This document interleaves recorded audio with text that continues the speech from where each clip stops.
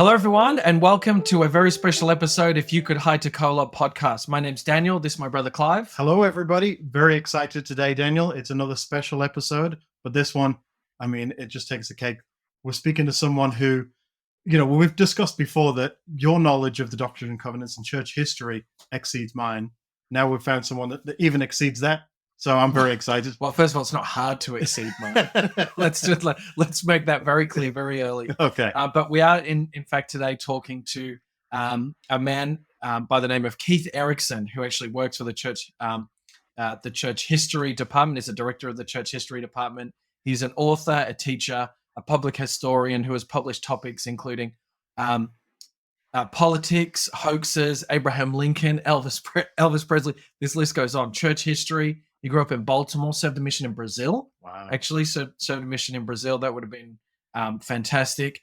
Has earned advanced degrees in history and business. He also, like I said, works for the church history department in an effort to encourage outreach and have historical engagement. I first of all heard about Keith because he came to Australia and did a couple of firesides, and we were lucky enough to be able to join in on those Zoom conversations. So welcome to our podcast. Thank you. I'm so pleased to be here. How's that intro? Was that long? That was drag that out a little bit. But great to have you on. I'm just thrilled to be with you. Thanks for the invitation.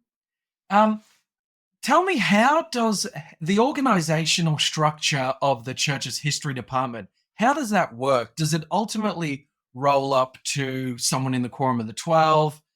Who's kind of the fine? Is it President Nelson? How does that work? Yeah. So the kind of the day-to-day lead is the church historian and recorder. This is a position that has been around since the days of Nauvoo. There was actually a historian and a recorder. They were separate, and they merged in Nauvoo. And Willard Richards was that person, and he was also a member of the 12.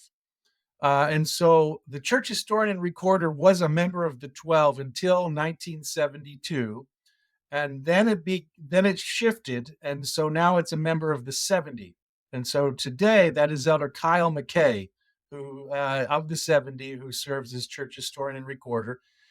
The historian reports directly to the First Presidency, and then we have two advisors in the Quorum of the 12. And so that's kind of the leadership structure. Those advisors in the 12 rotate. The Quorum of the 12 have assignments that frequently rotate. So, oh, really? So in the Quorum of the 12, so someone might be a historian for or over the history and recorded department for 3-4 years, and then the president will say, "Oh, we're going to switch it up, and maybe you're over humanitarian efforts or something like that." That's right. Wow, I didn't know that. That's amazing. So even in the Quorum of the 12, they have their own assignments, and like a calling, like they get a calling and they switch, but they're still of the 12. That's interesting. That is interesting. That's right. Yeah, they'll rotate around, and they'll spend years in the quorum, and so by the time somebody like President Nelson becomes president, he has overseen almost all of the functions along the way, or has been exposed to them, and so yeah. Okay, I guess because then he knows how to help each assignment because he's done it all before. Yeah, that's the perfect structure. Yeah. In business, you get pigeonholed a little bit to a certain area, but obviously in the gospel, you get to experience everything and therefore get to help. Yeah, in more areas. That's fantastic. Tell us a bit about yourself. Have you always had a passion for Latter-day history? I mean, you only have to listen to one of your firesides for a few moments to realize that you're seriously passionate about church history, and you've dedicated a significant amount of your own time to becoming this, what I would describe as this expert level of church knowledge. Yeah, I've been more interested in church history in my life than just normal history. As a child, I actually hated history in school. I found it really boring, all the names and dates and facts, and but church history was a little more interesting because it was related to my faith and things that I cared about, and community that I belonged to, and so a little more interest there. But I didn't really begin to study history until my master's degree. My undergraduate degree was not in history. So it came later in life to do a kind of professional study of history. Right. Okay. And Clive and I were talking. You're essentially doing a dream job, something that we just would, is, and we're thinking, wow, it would be. And Matt, how do we get to Keith's knowledge? How does that happen? And then we're thinking, well, who who who do you aspire to be? Is there, you're at quite a senior level. Is, everyone's always in a pursuit for knowledge. Everyone's always trying to learn. And so what are you trying to learn more about, or what are you putting your own personal efforts into? Yeah, I always have kind of a list of topics that I'm interested in, and I will kind of design my own deep analysis in those topics. But that's always weighed against just day to day topics come up. There's just things that you have to do at work, and so you know. So sometimes I'm researching something at work that I'm not terribly interested in, but I have to do it because somebody asked for it. But I do have a kind of running list of books I want to read and topics I want to study more deeply. So something you mentioned when you were in that conference that we watched, that the church app, holds a lot of information in it. Yeah. So someone like us, if we want to learn or get to your level of understanding, or close as we possibly get, is there any other resources we can use? Because sometimes you just don't know what you don't know. So I don't know what I should look for in the app. So is there other resources we can use to go, okay, let's focus on this, let's focus on that? Yeah, sure. I mean, we could start in the app. I might think about it in terms of the methods for learning. So, one way to learn about church history would just to do everything in sequence, start at the beginning, and then just try and read it in order. The best place to start there are the Saints volumes. We just published volume 4. They go from 1820 to 2020. They end at the April 2020 General Conference. And so you can read those. There's an audio version that's read by a voice actor. So it's interesting, not just a computer voice. We're going to audition for the Australian voice Good, people. Yeah. good. We need an Australian voice, a good one. And there's a podcast that goes with it, and it goes chapter by chapter. And in the podcast, we invited in, sometimes it's general authorities, sometimes it's people who are working on the project, sometimes it's just other people with knowledge. So that would be one approach. Just start at the beginning, go forward. Another approach would be by topic. And so that could be in the Gospel Library app. You click on church history, and then in there, the Saints ones are at the top, but you scroll down a little bit. There's one called Church History Topics. There's like 250 or more in there, and they're all in alphabetical order. So then you can just, whatever, scan over the list and whatever you're interested in, read that one. So, I guess another approach, maybe the third approach, would be to start with the sources, the original sources. So they may be, and we've published those in a variety of places, and those are not necessarily in the Gospel Library app. The app tends to be things where we have analyzed original sources and kind of synthesized them and present a summary. But so the Joseph Smith Papers is one place where you can see all of the things that he has had a hand in. We have another website called the Church Historians Press, and that's where we have been publishing. It's kind of like Joseph Smith Papers Light. We do transcribe the material, so you don't have to read the original handwriting. And we'll do a little bit of annotating, but we've put in things in there like the sermons of Eliza R. Snow, every sermon she ever gave. George Q. Cannon's journal. He was in the first presidency for 40 years, served under 4 church presidents. Just a really significant source. And he's right in the middle of everything for the last 40, 50 years of that. He's a delegate to the U.S. Congress. He's in the first presidency. So that's a great one. Um, I guess this is back in the Gospel Library app. We have two primary source volumes. One is on Relief Society history, and one is called At the Pulpit, other sermons by Latter-day Saint women. So those ones, then you're reading the whole sermon rather than somebody in Saints saying, "Oh, they gave a nice sermon and they quote a paragraph." In these original sources, you can read the whole thing. Yeah, At the Pulpit is really good. I picked that up last time I was at Sydney Temple. Yeah. It's really, really good. Yeah, it's print volume and it's in the app in English, Portuguese, and Spanish. So Yeah, wow. What's your so we just recorded our episode about Joseph Smith history, verse 1 to verse 26. And oh, great. I've been teaching myself particularly when I was in institute, and I think we talked about it on the podcast a couple of times about Reverend George Lane. And Reverend George Lane, what's your thoughts? Do you think I personally like the idea that when I read William Smith's when I read his newspaper or the newspaper articles reporting about William Smith, that Joseph Smith heard George Lane talk about James 1:5, and then he read it, and it kind of rested on him. But we don't really learn about that too much. What's your thoughts on that whole idea of Reverend George Lane? What have you seen? Yeah, that scenario makes sense. Sometimes we imagine that Joseph Smith or every other prophet invents everything all by themselves, but it doesn't have to be that way. They would totally make sense that and Joseph in his other sources talks about going to many different churches, hearing different preachers. So it makes sense that one of those preachers might have used that verse, might have talked about it.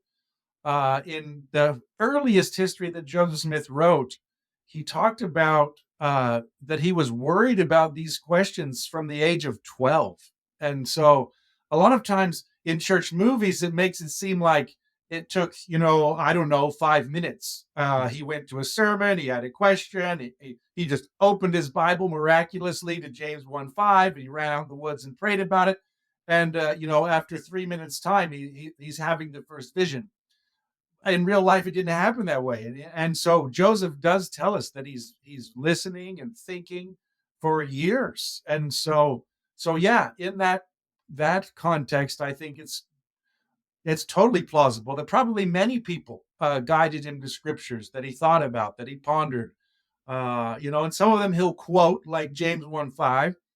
Others are just kind of in his language. He'll talk about God being somebody who loves his children and answers their questions. To me, I hear an echo there of the Savior's teachings. If you ask your father for a fish, he won't give you a serpent. If you ask for bread, he won't give you a stone. Joseph is sharing those kinds of ideas are seeping in, even if it's not with the verse reference. So I think Joseph spent a lot of time reading and thinking and pondering, listening, engaging. And so it makes sense. Can I ask you about the first vision? Now, Yeah. we have, and I know you've probably seen even more, we have a lot of, not, I wouldn't say versions of the first vision, but a lot of different, I guess Joseph Smith, the way he describes first vision to different people depends on what they need to hear, I guess, in a way. And I wonder that if all of them put together that you know of, could you give us the way that the first vision was given? Like, for example, in Joseph Smith history, he says that two beings appeared and spoke to him, but we know in another version, one appeared and then another one appeared. So could you give us what you think after reading them all? What are the steps of the first vision? Yeah. That's a great question. And trying to synthesize all of them. Well, I think the starting place is where we just started, that he spends years thinking about things. I also think from the different accounts, he thinks about lots of different questions. One of them is which church is true. That one comes out in the Pearl of Great Price account. But another one is just about his own soul and his sins and his standing before God. And so there is some period of time where he's thinking about all the different questions. One of the accounts gives a little detail that he goes to pray at the place where he had been working. And so his job was chopping down trees. He was clearing the land so they could farm there. The land was all forested.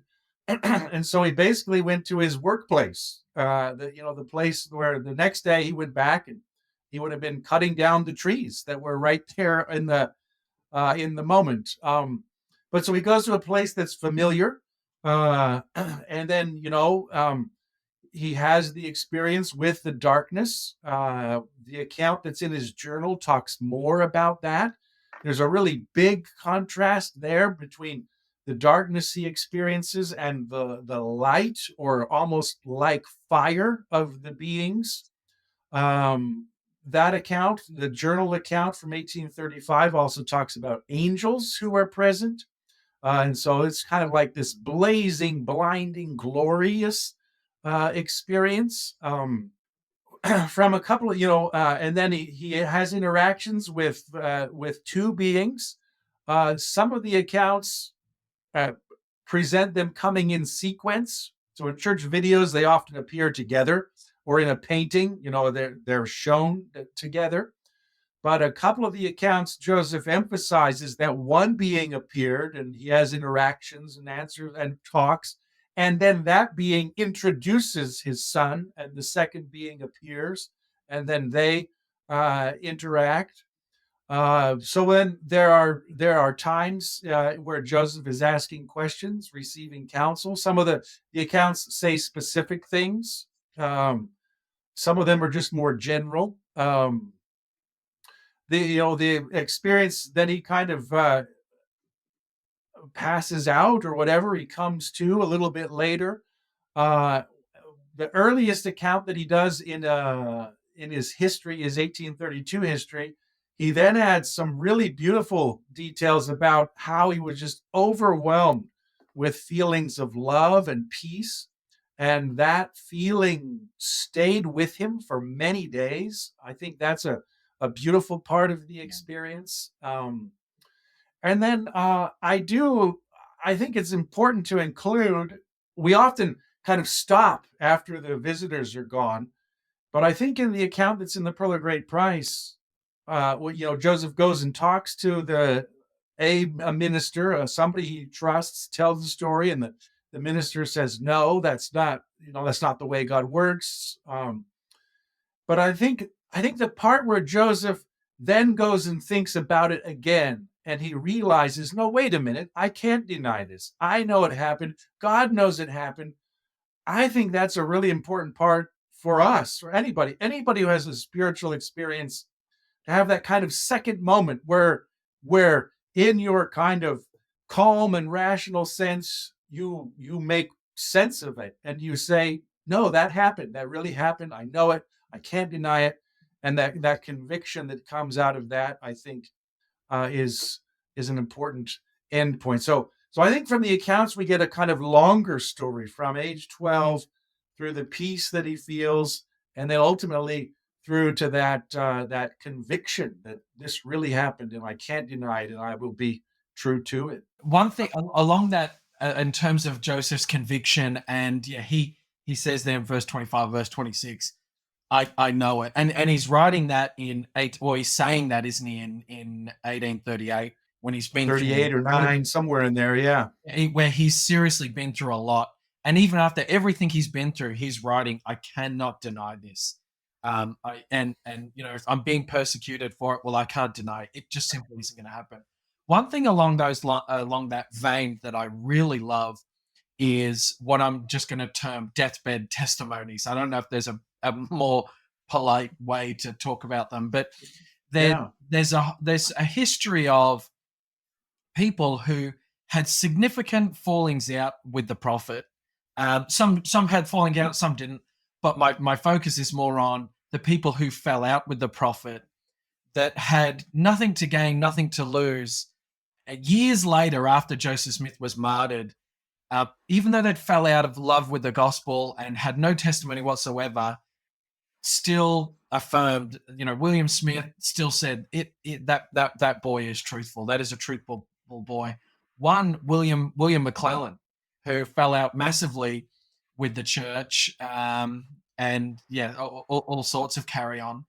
And I think even him, years later, I don't know how long he lived for, but years later, he would say, no, I asked the Lord those 5 or 6, Doctrine and Covenants 66, those 5 or 6 specific questions, and Joseph Smith answered them, and it was from God.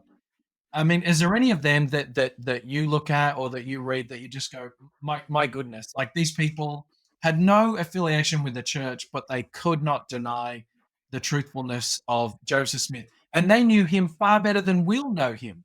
Yeah, I think you make a good point, and well said. And I would include just the others that do reconcile during their lives: Oliver Cowdery, Martin Harris. They will come back to the church and that conviction. So, and Martin Harris ends up moving to Utah, doesn't he? He does.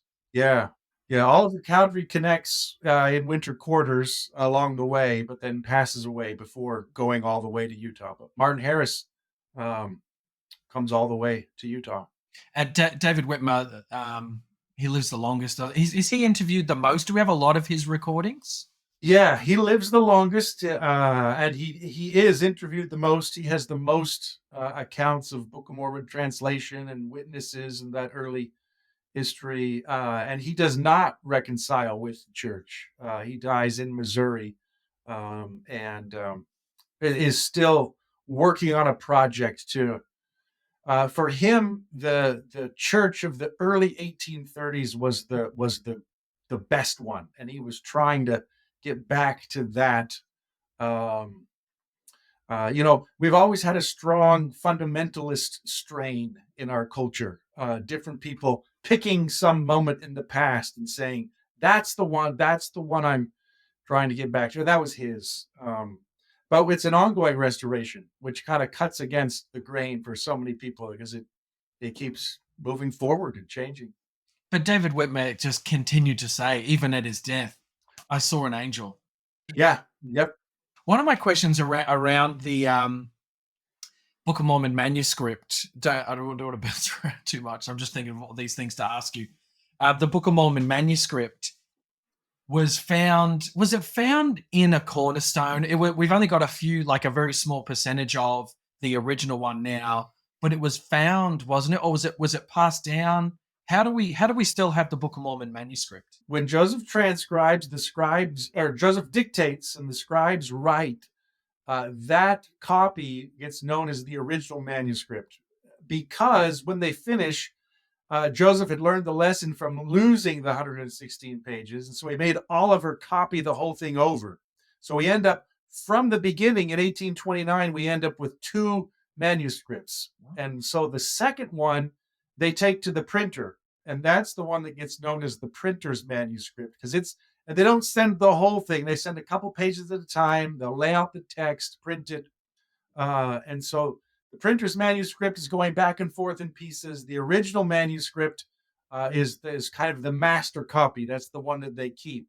But then, yes, when they get to Nauvoo and they're building the Nauvoo house, which is a building identified in a revelation that's now section 124 to host the visitors, kind of like a hotel, a place of lodging for visitors who will come to the temple. They put that original manuscript in the cornerstone of that building in the 1840s. And then about 40 years later, that building catches fire. It's largely destroyed, parts of it, weather damage. Anyway, they open up the cornerstone, and most of that original manuscript had just disintegrated, kind of in mush. Water had gotten in. And so by word count, that's where we come up with this estimate. The words we can identify on the little fragments that are left, we estimate that 28% of it remains. And so about half of those are in private hands. Half of those are held by the church. And so a few years ago, for the Joseph Smith Papers volume on the original manuscript, we went out and contacted all of the private owners and they gave us permission to make a digital copy, so that the Joseph Smith Papers has images of all of the fragments.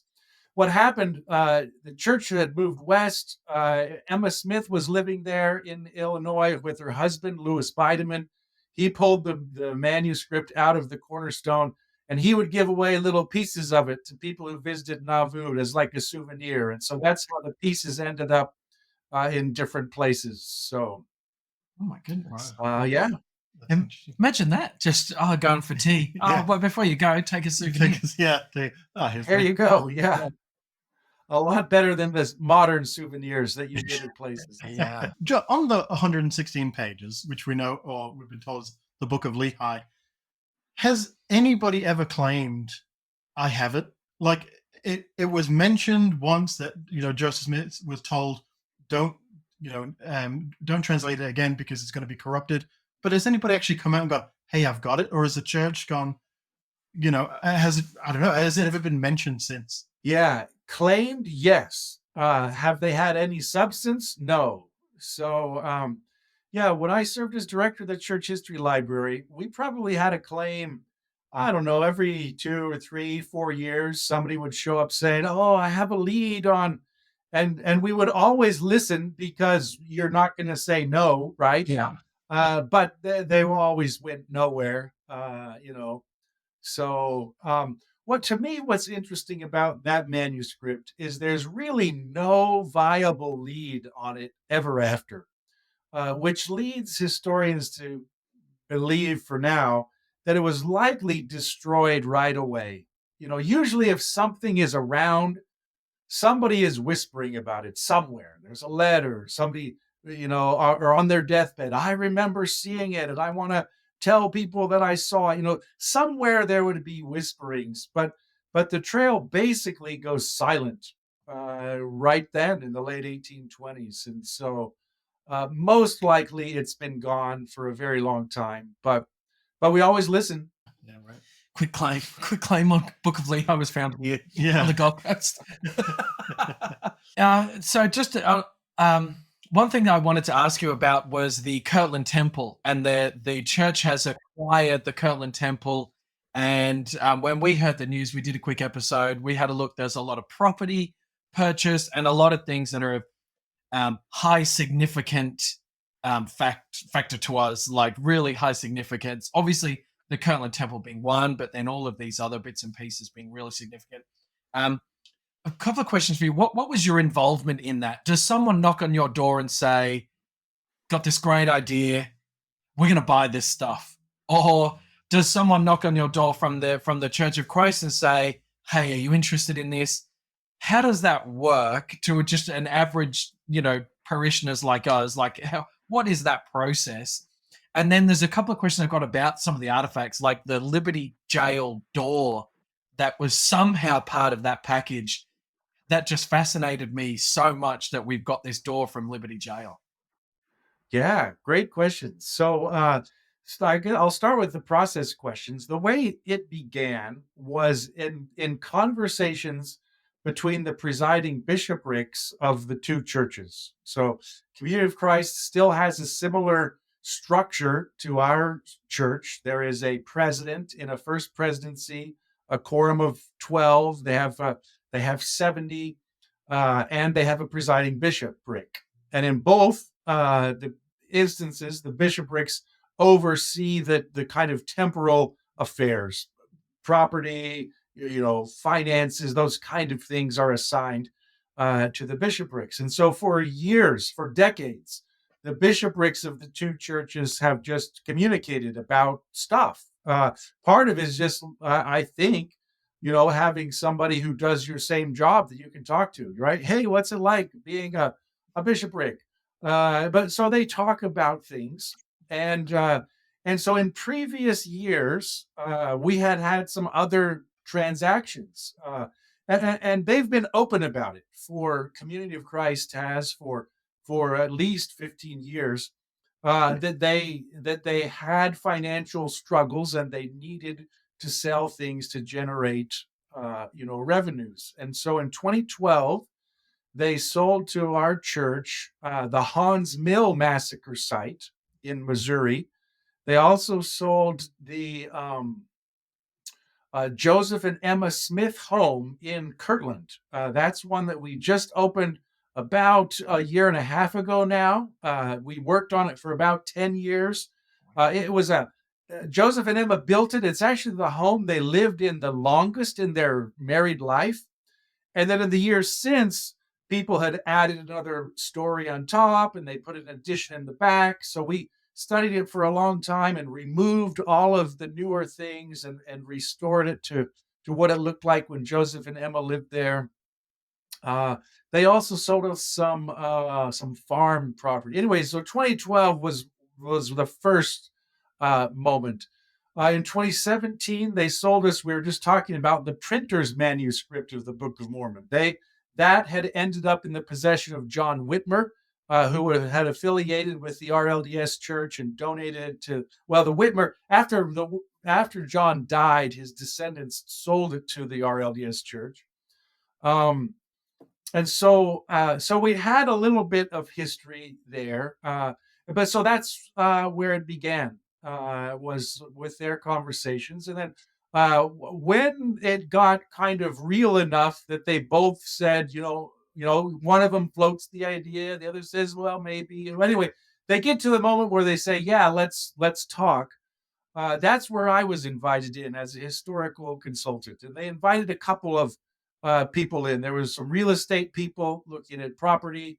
There was an intellectual property person, a couple of lawyers, because they're always lawyers in the modern world. And so anyway, so during the contract negotiation part, that was my role, just talking about different things. And they announced in the statement that we didn't itemize the value of things. It was always a whole basket. It was and Community of Christ, they started with a number, and in their announcement, they hosted a little website that explained why they sold the materials. They had videos from their first presidency, members of their 12, but they were very clear. They posted a graph and they said our tithing revenues are declining. Our expenses are rising. Here's the gap. That's the number we're looking for. And so they were negotiating for that number. They didn't quite get to the number, but it got close. So anyway, that's the way it worked. It was like, is all of this worth that number? And that way kind of, well, what if we throw this in? Well, that's too much. What if we take this out? That's kind of the way that it went. So then after they had agreed on the contract, the Community of Christ requested that this be extremely confidential, and it's a function of their governance. They have every couple of years they have a worldwide general conference, and it involves delegate action, where so kind of like a legislature, but from church members, and they will gather and they can propose resolutions and things to bind the leaders. So they have a little bit a different governance structure. And so Community of Christ just said this needs to be basically top secret because of the way the governance works. We need to get the job done. So after the contract was signed, I was part of a team of just 8 in the church history department who were responsible for the planning for the announcement. We had a couple of months between, you sign a contract and then there's a kind of due diligence period where you test all the pieces, you kick the tires, you make sure everything works.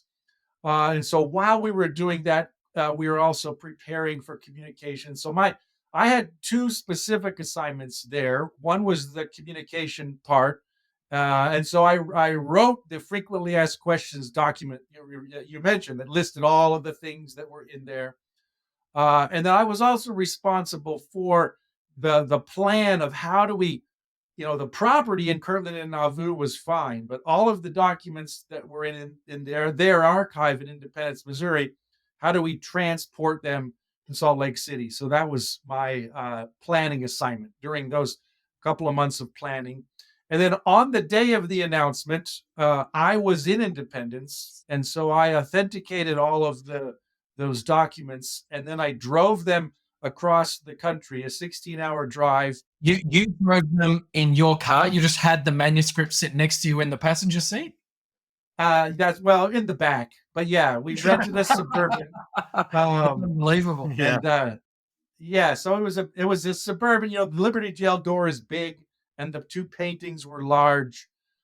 Here's the fun part of the story: all of the documents I actually put in my daughter's missionary suitcase. She had returned from her mission, and we had a big empty sister missionary sized suitcase that was pink. I said, "That's perfect. Nobody will think I have millions of dollars worth of stuff in that pink suitcase." So that's so yeah, I brought those in Salt Lake City, and then I was involved in training. My next assignment in Nauvoo, we now, for the first time, with the acquisition of the Joseph Smith homes and the red brick store, we talk about the history of the temple endowment, and so they'd never talked about kind of masonry and the endowment and how the endowment began. And we talk about plural marriage. It's if you're in Joseph Smith's home in Nauvoo, you can't not talk about plural marriage. And so those are two topics we had never interpreted. Historic sites, usually you interpret the thing that's right in front of you. So if it's Brigham Young's home, you talk about Brigham Young. You don't talk about everything else. Right. So we had, we talked about church history, but it's always kind of tied to a place. Well, now we had places that introduced these topics. So I was training the missionaries so they could be prepared to do those topics. And then I'm still working on the project. They assigned me as the historian for the project. So I've been doing oral history interviews with all the different participants and gathering records and building a record for the whole transaction. So that were my roles. Unbelievable. That's amazing. Yeah, how exciting. And so how did how did they come across unscrewing the door from Liberty Jail and just leaving it in a basement somewhere? Do we know that information? Yeah. So the Liberty Jail was a functioning jail for about 20 years after Joseph Smith was there. He's there in the winter of 1838 to 39. 15, 17. Anyway, somewhere in the mid 1850s, it stops serving as a jail. And then it just becomes a private property. And then it gets used for a while as storage. It's got kind of a cold storage in the cellar portion where the jail was. And then there was a point about 30 years after that in the 1880s where it was basically falling apart, kind of in ruins. Some of the walls were crumbling, the roof was having troubles. And then by the 1880s, there are people starting to visit it, kind of in a pilgrimage way, going to the place where Joseph was imprisoned. There were Latter-day Saints from Utah going there. There were also members of the reorganized church who would visit there. And one of those was their president, Joseph Smith III, the son of Joseph and Emma.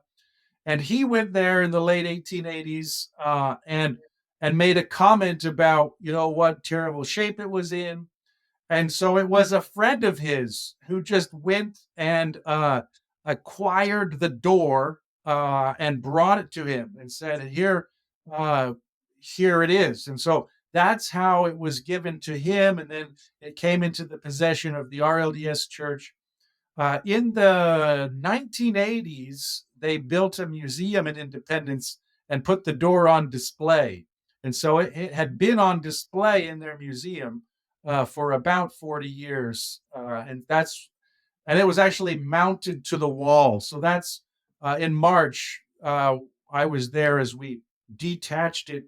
It had a stand holding it up, mounted it. So we took it down from their exhibit and then wrapped it up carefully for the overland transit.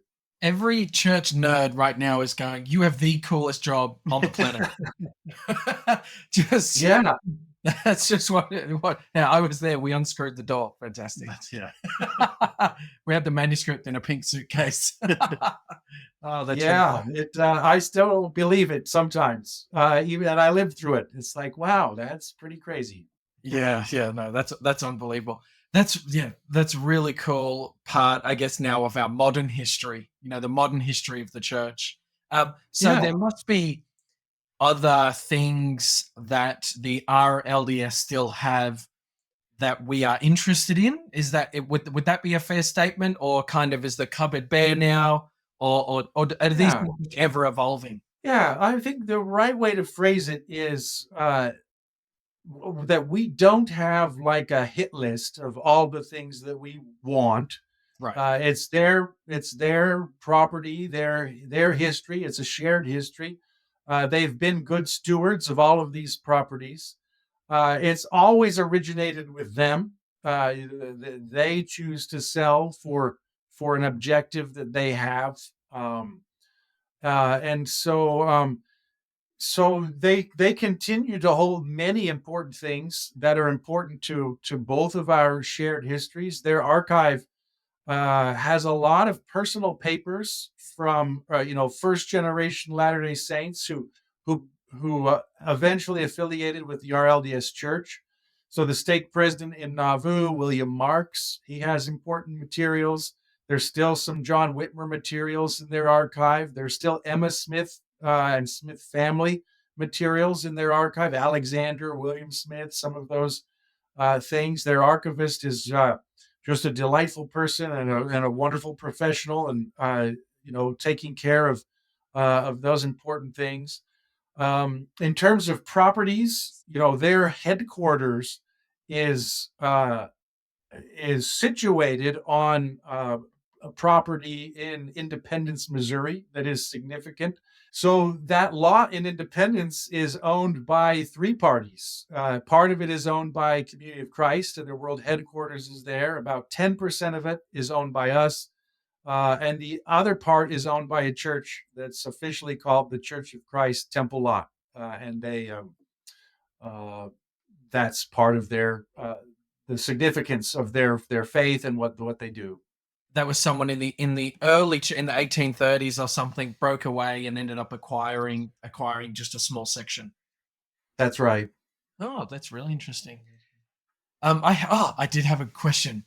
So in the archive, we have all night. The Vatican is said to have 52 miles of archives. Obviously, we'll just simply never know if that's true or if that's just something you read on the internet. That's a lot of miles. Does the RLDS? You talked about a shared history, and that's a highly respected history between a shared history. So a very respectful history together. So between I don't want to say ours and theirs, but between the two religious organizations, is there just archives as long as you can see? I mean, I don't know, like in Utah, is there just a bunch of libraries or a bunch of buildings that are just full of data, hard copies? Is there just stuff everywhere? Not everywhere. And we've never counted up by miles. That would be an interesting way to measure it. But I've got a 30-centimeter ruler. We can start. I don't know how many inches that is. Maybe 20 inches. Yeah. Well, so Community of Christ, they have an archive in Independence. For the Church of Jesus Christ, we store records in about 27, 28, I don't remember the exact number, places all around the world. So there are 3 in Utah, the Church History Library, there's a Granite Mountain Records Vault, and then the Church History Museum, where we have our art and artifact collection. We have a 4th. We have an offsite storage facility too. But then all around the world, there are places where we store records. There's one in Sydney, right by the temple. There's a little records preservation center there. In New Zealand, there is that museum at the old Church College site, and that has an archival collection as well as an artifact collection. and many other places. And we do that for a whole bunch of reasons. Sometimes the main reason is it's great to keep things close to people who care about them. You don't want to carry everything off just to the center place. Sometimes there are legal reasons, like in Russia, by law, information about a Russian citizen cannot be stored outside of the national boundaries. And so we have an archival facility there, and everything is kept there. Membership records, patriarchal blessings, none of that information can go out, even electronically, to be stored on a server somewhere else. It has to all be located physically within Russia. Sometimes they're climate-based reasons. If something is created in one climate, it might be really dry or really wet. Moving it to a different climate will cause problems. So we consider all those different factors when we decide where to house something. Does your department collaborate with any, let's just say, quote unquote, non-LDS historians? And I wouldn't classify our LDS in that. I think what this sounds like there's a lot of collaboration there. But how do we do a lot of collaboration with people who may not be of any faith at all, or some of other faiths? Do we do that? And how do we kind of keep track? Or there might be some non-Mormon or anti-Mormon literature. Does that happen? And how do we go about it? Yeah, all the time. In fact, that's one of the tasks assigned to me in my current role and the team that I oversee. We work with other historic sites, other museums. So a few years ago, there was a museum in England, and there was kind of a community museum, and they wanted to do an exhibit about all the different people in their communities. And so they approached us and said, "Hey, there are Latter-day Saints in the community. We want to do a panel and that describes how many Latter-day Saints are here and how they got here." And we ended up loaning them an early British copy of the Book of Mormon to go on display. We've loaned things in the United States. The largest museum is known as the Smithsonian Museum in Washington, D.C., the big national. It's really like 30 museums in a big cluster, but they did an exhibit of religion in early America. So we actually loaned them one of the original manuscript pages of the Book of Mormon. That was on display there for a couple of years when that exhibit ran. So yeah, we're regularly working with other groups. Anybody who's well, here's one we're working on coming up for 2025. It's the bicentennial of the completion of the Erie Canal. And so that was a canal in northern New York that connected the interior, like Chicago, with the ocean. You go through the Great Lakes and through some rivers, and then this canal that went across New York, and then to a river that came out of New York City. But it basically opens up the whole interior of the American continent to faster transportation by water. It's opened in 1825, and the church is organized in 1830. And so some significant things travel up and down that canal. One of them is the printing press that ends up in E.B. Grandin's print shop. There would have been no way to haul that heavy printing press overland to end up way out there where the Smiths lived. Early converts are traveling the canal. Parley P. Pratt tells the story that he's traveling along the canal, and he gets to Palmyra, and he's hearing all these stories that, there's this guy, he translated this gold Bible. And so Parley was traveling somewhere else, but he gets off. He's interested in enough that he wants to go ask questions, and he gets a copy of the Book of Mormon. That's the story where he reads the whole thing in 3 days and so missionaries travel to the canal. When missionaries go to the Ohio, they go along the canal. And when the Saints immigrate from New York to Kirtland, their whole congregations, they travel along the canal. And so there are many, many people doing this bicentennial celebration, and so we've been working with them, part of the planning groups, as they plan different events for 2025. So yeah, all the time we're working with people who are interested in our shared histories. Do you ever find it difficult? Like, do you come across some oppositions of people that just plain just don't like the church, or is it very professional and everyone just acts professional? Yeah, in these settings, it's usually very professional. And people are interested in history, they're interested in records. So, the more antagonistic people are kind of the anonymous people online. That's the best way. So, yeah, they do what they do.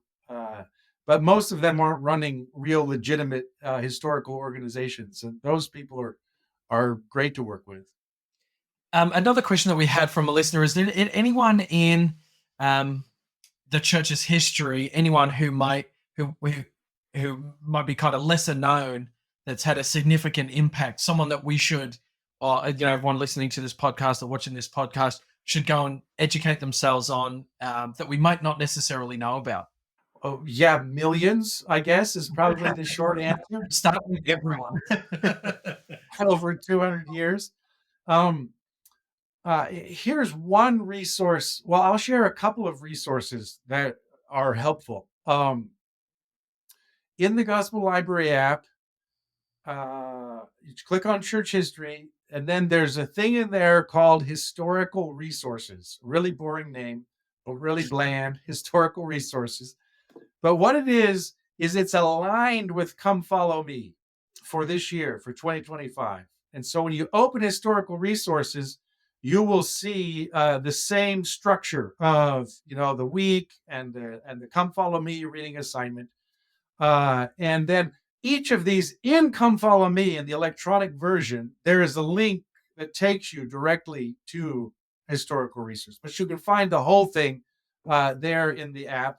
But one of the things we have done this year that's new for the historical resources is every single person that's named in the Doctrine and Covenants, there's a biography of them in the historical resources. So you're reading along and it'll just say like, some random guy is called on a mission to someplace and you've never heard of that guy or you've never heard of the place.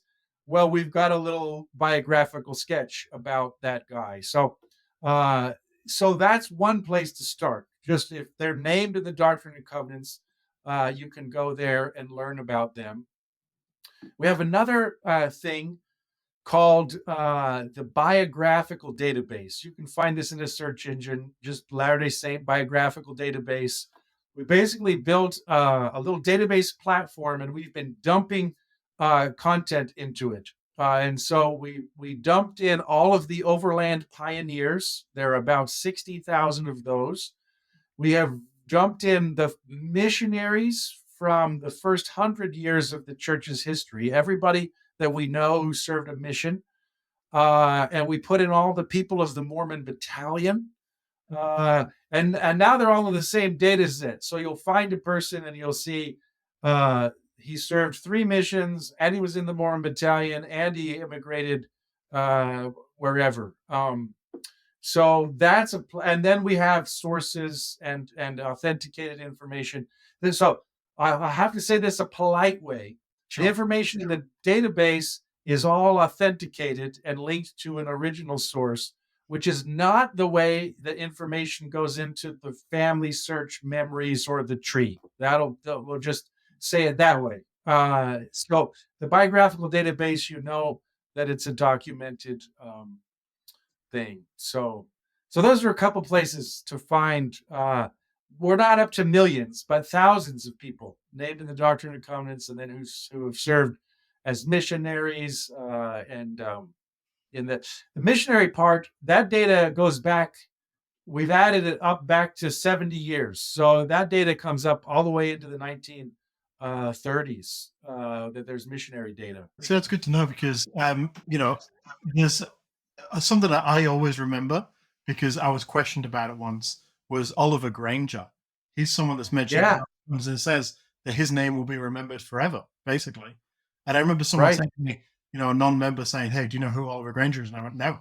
Well, your church isn't true because it says in the Doctrine and Covenants So it's Yeah. great. It's your fault. Yeah, it's my fault. Yeah. So it's great that we have those resources now that we can go, okay, Yeah. let me look into it. And it's incredible, obviously. Do you know who Oliver Grange was? Have you I've looked since? into it now, yeah. Oh, So good, now, okay. if anyone asks me again, I'll go, haha. Quickly, you served in California. California. Quickly fly there, find him, go, found it. Check out this resource. Yeah. I guess as we just wrap up, I really want to hear your insights. I'd love to hear your insights about how should we two questions, I guess, to get a bit of an answer, a bit of a thought from you. How should we go about teaching this year in our Come Follow Me lessons? We get, in church, we get just 2 hours every month to learn about a history that we should be just so incredibly proud of, and that there's so much faith, there's so much testimony building things in our history. So how should we go about teaching that for people who are gospel doctrine teachers? And the other thing is, as students, what should we know? What do you think we should already know going into this year that will help us get the most out of the year? I think, when we look at the Book of Mormon, I don't need to worry about really First Nephi, because I know that Nephi came from goodly parents. I know that he's going to go get the brass plates. I'm very aware that that's happened. Really, I've read the book 100 times, not even. I've read it a couple of times. But I'm looking now for secondary, third, or fourth level information to grow my knowledge. There's a lot of people who struggle with the history of the church because it's just so big and there's so much information. What should we know already, and how should we go about teaching it to get the most out of the year? Yeah, those are really good questions. I think as I'll start with the teaching side, and then we can talk about the learner side. I think as a teacher, one of the things I've learned is that the most important thing is your students, your audience. So you can't just get up there and say stuff. The first question as you prepare to teach isn't, oh, what stuff should I say? The first question has to be, who's in the room? What do they know already? And what do we do with them now? What do they need from all of the things we might say? What do these people in the room need this week, right now, in our time? So I think teaching really is very social, and it needs to be about the audience and the learners and what you're going to do with what the vast store of information has to mean something. And so how do you decide that? And that could come from many places. It could come from goals that your stake has, or your ward, or the area presidency. It could come from people in the ward who have a very specific life experiences, that are things they're facing right now. One of the challenges now, which isn't new, but we have a current version of it, is the disciples face the challenge of you commit to the Savior, you make covenants, and then you have to live the rest of your life. And so how do you keep doing that? The scriptural phrase is endure to the end. But in modern terms, it's like, well, how do you do that if you lose your work, your employment, or if COVID shuts down your nation, or how do you do it if you live in a society that is extremely polarized over political issues? We are enduring to the end in the middle of a situation. How do you do that when someone you love has cancer? How do you do that when your children have left the church, or lots of people's children have left the church? So I wish Sunday school were a place where we made more of those connections between, how do I go out this week and be a disciple of Jesus Christ, and how does that help me? For a learner, I would say one really important thing to know about the Doctrine and Covenants is that it is absolutely not a story. all of our other scriptures tell stories. The Old Testament, the New Testament, the Book of Mormon, you have a narrator like Nephi in First Nephi, and he tells you all the things. Here are the characters, and here's what's going on, and we traveled here, and my dad had a vision, and all that. He gives us the whole story, and then there are little teachings along the way. The Doctrine and Covenants is only the teachings. There's no story. So I thought about if First Nephi was written the way the Doctrine and Covenants was written, what would we have? We would have like 3 verses from First Nephi chapter 1 that are Lehi's vision of what he saw. We would have a couple of verses, maybe most of First Nephi chapter 8, the vision of the tree of life. We'd probably get chapters 11 through 14, Nephi's vision that he has. What else? Maybe we would get First Nephi 22, where Nephi has quoted the Isaiah passages in 20 and 21, and then he gives some inspired commentary about the Isaiah passages. So for First Nephi, we'd have 4 things. We'd have 3 visions and a scripture commentary. And all the rest would be missing. And that's what the Doctrine and Covenants is. You're going to get to section 13, and it's the words of John the Baptist when he ordains Joseph and Oliver to the priesthood. The story is not there. And so to study the Doctrine and Covenants, we need to learn the story, because humans love stories. We tell stories. Meaning is attached to stories. We remember things that have stories.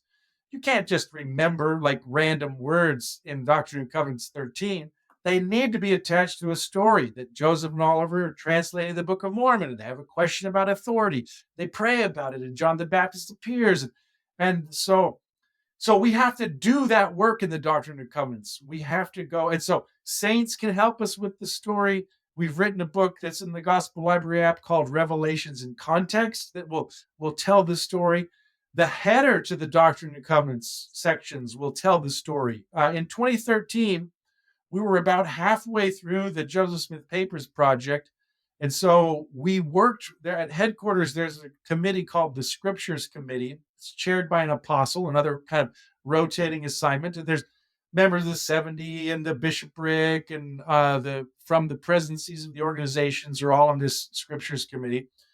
So we worked with them, and they approved. We rewrote the scripture headings for about 80 of the sections in the Doctrine and Covenants, based on things that we had learned in the Joseph Smith Papers. Some of them we corrected dates and places. Sometimes we added more. And so don't just open to verse 1 and start reading, because it won't make sense. Read that header, get the story, kind of the context. So I think that's a really important thing for a learner. What other questions do we have? Well, this one. I think that's important. No, this is an important question for you, actually. This is a good question. Let's do it. Doctrine and Covenants, section 130, verse 15. Joseph Smith, if you're the Son of Man or the Son of God will come again if you live to 88, I think it is, something like that. Is there context around that? That's reminded me. Is there context around that? Were people badgering Joseph saying, when's Christ going to come again? What's going on? We've been through so much. Surely it's tomorrow. Yeah, this fits exactly with what we're talking about.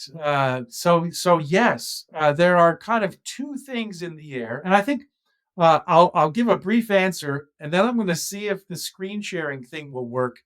And I want to give away a secret for you and your listeners, if that's okay. Another secret place where we're hiding things. The quick summary is there are 2 things in the air. Well, let me take one step back. The words that we have in section 130 come from 2 sources. Joseph Smith is talking. He's answering questions, giving some sermons. And 2 people make records of it. One is Willard Richards. We've talked about him. He was the church historian and recorder. He was a member of the 12. He was Joseph Smith's personal secretary. So he wrote in his journal a little account. Another person was another one of Joseph's clerks named William Clayton. And so we have these 2 accounts of, and then so section 130 comes from there. neither one of those accounts say somebody asked this specific question, so Joseph answers. So we can't make the immediate link that says, oh, they were worried about this, therefore this. But if we go back and kind of look at what's kind of in the air, what's going on in the moment, there are two things that we see. One is there was another religion in the United States at that time. It had a kind of charismatic leader. His name was William Miller, and he was making a whole series of predictions of when the world would end. And they kept not happening, but he kept making them, and people will get more and more excited. And so one of those predictions was the day after the events that are recorded in section 30. And so this is the night before. So there's kind of this heightened, oh, tomorrow, William Miller said the world is going to end. You have a chance to ask Joseph. And so they're talking. So that's one of the things in the air. The other thing is about 2 weeks prior, there was a member of the church who was excommunicated for teaching some interpretation of the book of Revelation about the end of the world. And so that had been going on. So there was interest in the book of Revelation and the end of the world and William Miller. And so these questions happen right in the middle of that context. So, all right. Well, that was that part. Now I'm going to try and share my screen and see if this will work. Okay, I can see the screen. So this is the Joseph Smith Papers website, josephsmithpapers.org. It is a massive website, millions of words on here. It's totally intimidating and overwhelming, even for me. The main index is here on the left, and you just say, oh, I want to read Joseph's journal or a history, and you click and you drill down, and you'll get lost forever. So we've created a couple of things that are really helpful, and they're hiding under this word, reference. So you click reference, it gives you this drop-down menu. The one I want to tell you about is another one that looks totally like there would be nothing interesting there. Featured topics. Right. And so when you select that one, you get a page where our historians have gone through the whole Joseph Smith Papers, and we have pulled out all of the references to a specific topic. And so there was one here about the first vision. This is where we've got all of the accounts of the first vision. You can see there are all kinds of things. This one here, documents in Joseph Smith's handwriting. If you only want to read the things that Joseph himself wrote by putting a pen to a piece of paper, he didn't dictate to someone. It's not anybody recording. Just Joseph, pure and simple. Click on that one. You'll get a whole list of Joseph documents. Here's we've got 7 or 8 accounts of the King Follett sermon. They're all compiled there. This is a great one. So that book, Teachings of the Prophet Joseph Smith. I'm going to click on this one. I'll give you a quick view. If you know the book, it's written in this, it's got this kind of strange structure of different sections. They each have a heading. Anyway, you click there, it will take you to the source where that content came from. And so we've basically reverse engineered the teachings of the prophet Joseph Smith, taking it to the original sources. So that's a great one. Let's see. But the one I want to show you today is this one, Sources Behind the Doctrine and Covenants. And so selecting that one, you get a list of every section in the Doctrine and Covenants. Wow. And then it takes you to the earliest source that we have for that. So let's go to section 130. And we go down here. And so this gives us these 2 sources that I mentioned, the Willard Richards one and the William Clayton. And so these 2 reports. And so this is useful for a couple of things. One is that you can know, this is where it came from. But if you select it, here's the other reason that these are so great is because these are the Revelations texts that ended up in the Doctrine and Covenants, we put more work into annotating them. And so one of the things you'll find is a source note that will give you the specific piece of paper. Where did that come from? The other one is the historical introduction. And so this will tell you some more about all of the people and what's going on and who's there, the things that people are talking about. And so this one will talk about William Miller. And so then you've got some sources there on William Miller. And then when you go down into the text, you will see sometimes we annotate with little end notes like this. Other times we'll just annotate it with a hyperlink, and you can click on the hyperlink and follow the text through. So anyway, there is more annotation on these revelations in the Doctrine and Covenants that we've got here on the Joseph Smith papers. So there you go. There's your special secret reveal of where to find more stuff about the Doctrine and Covenants. So find the boring titles that you've given. That's where the good stuff is. That's where the good stuff is. Okay, well, we might wrap it up here. We're so grateful for your time and for the education you've given us and the conversations we've had. What a fantastic and fascinating look into the church's history. We're so grateful for you and the hundreds and thousands of hours that you put into your diligent history, and also your team as well, and your own family for the sacrifice they have of how much time you obviously put into your work, and how grateful we are for all of that. How amazing. So I'm just so blown away. How amazing. We expected to learn, but we didn't expect to get all these resources and to learn as much as we did. We're very grateful for that. Well, it's been delightful to be with you. Thank you so much for the invitation. I really enjoyed it. Thank you. Thanks everyone who's tuning in to another episode. If you could hide to Kolob podcast, catch us on Facebook, catch us on Instagram and YouTube. And we will see you next week for our regular episode following the Come Follow Me program this year. Thank you.